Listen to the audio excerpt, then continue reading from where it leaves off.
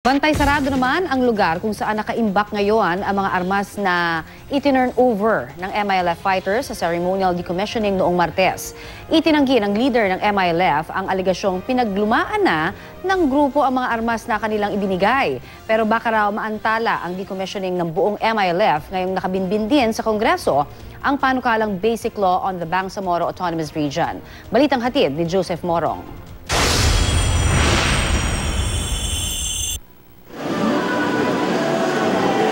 Isang high-powered firearms at 24 na cruiser firearms sa itinurn over ng Moro Islamic Liberation Front o MILF. Ibinigay nila ito sa Independent Decommissioning Body o IDB, isang third party na napagkasunduan ng MILF at gobyerno ng mga ngalaga sa mga armas. Pagkatapos ng ceremonial decommissioning, ibinahe na mga ito sa Camp Abu Bakar na kilala ngayon bilang Iranun sa Maguindanao.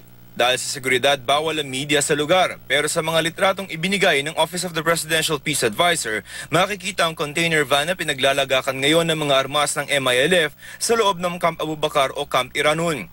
Nakalagay sa loob ng mga kahon ng mga armas, ipinadlock ito. Ibinigay naman ng chairman ng IDB na si Ambassador Haider Burke ang susi sa isang miyembro ng Verification and Monitoring Assistance Team. They will safeguard the weapons 724. And by shifts, so there will always be such an amount of people guarding the weapons. Sabi ni Burke, napapaligiran ng bakod ang container van at napapaligiran ng mga bantay. May mga Pilipino rin magbabantay ng mga armas ng miyembro ng Joint Peace and Security Team na nasa ilalim ng command ng IDB. May mga ilang nagdududa ng pinaglumaan na ng MILF ang mga armas na ibinigay nila, pero itinanggi ito mismo ni MILF Chairman Al-Haj Murad.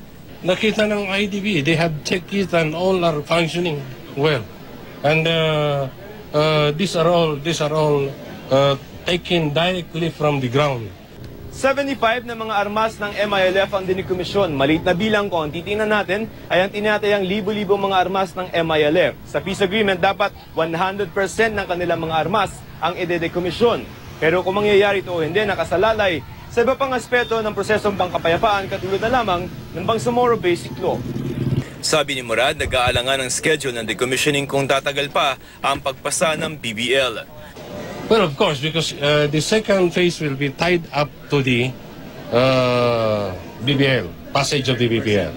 Yung one-third tied up to the core. Yun ang nasa agreement. Mula rito sa Maguindanao, Joseph Morong, GMA News.